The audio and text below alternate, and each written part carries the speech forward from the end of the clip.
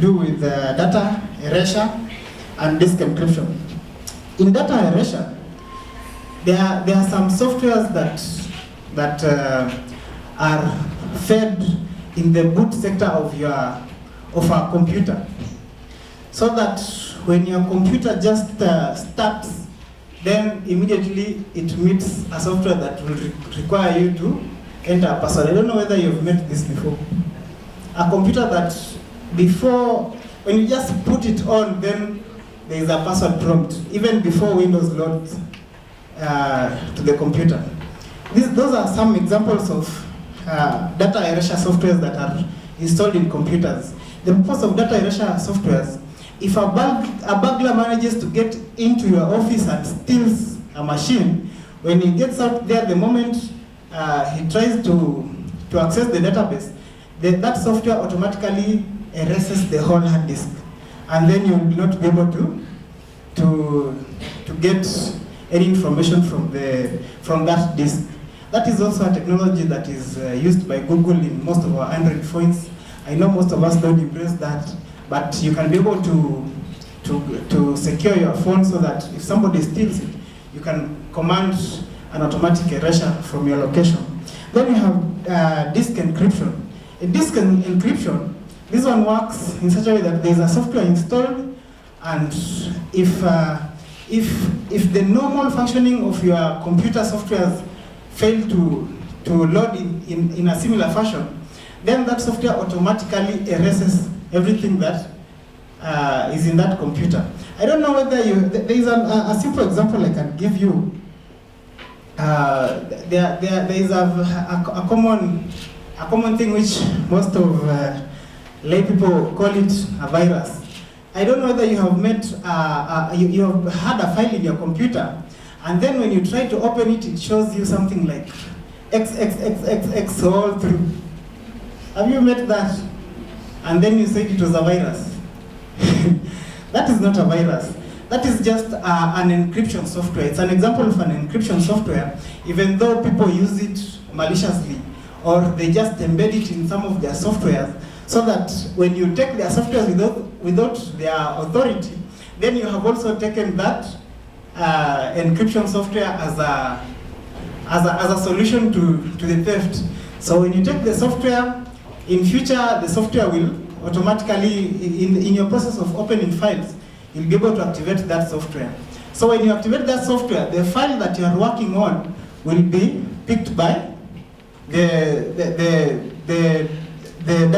disk encryption softwares, and then this disk encryption software will convert everything from the file that you use into letters, or even if it is in data erasure, it converts the entire databases to zeros and ones. That is in hard disks. And if it is in Windows, it converts it to any letter of the alphabet that you typed last.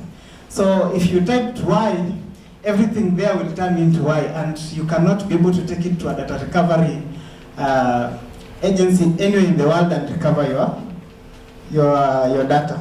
There are so many other data security measures that I would have told you today, but it's an endless world.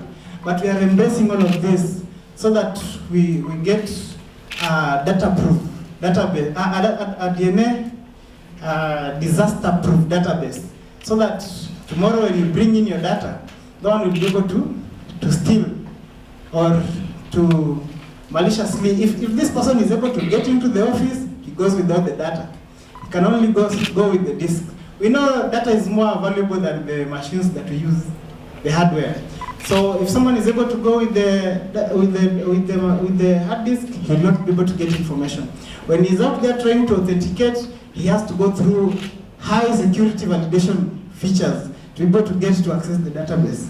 And there are other methods like maybe fingerprints that I've not talked about. There is other, I'm left with 1 minute, so let me just rush. We have other methods like personnel authentication into the server.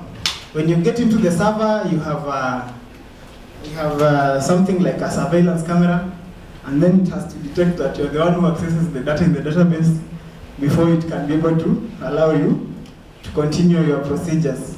Failure to avail yourself, or if somebody else gets in, then the database locks itself off. So those are some of the methods that we are actually employing in our disaster-proof database. And we still challenge anyone who can be able to get into a database to try so that we implement another one every time. So with that, I will end my presentation. If you have any questions, or rather, before you ask me a question, let me ask you: are you ready to leap into DNA technology with the Kenya Information, or rather with Bioinformatics Institute of Kenya? So our organization used to be called KIBS before, but you see, the government does not allow us to start our name with Kenya. So we had to switch names. That's why you're getting that confusion. But basically, the question is, are you ready for this? Or you're still thinking? Take a step of faith and jump, and we will take care of you. Thank you. If you have any other question, any question pertaining what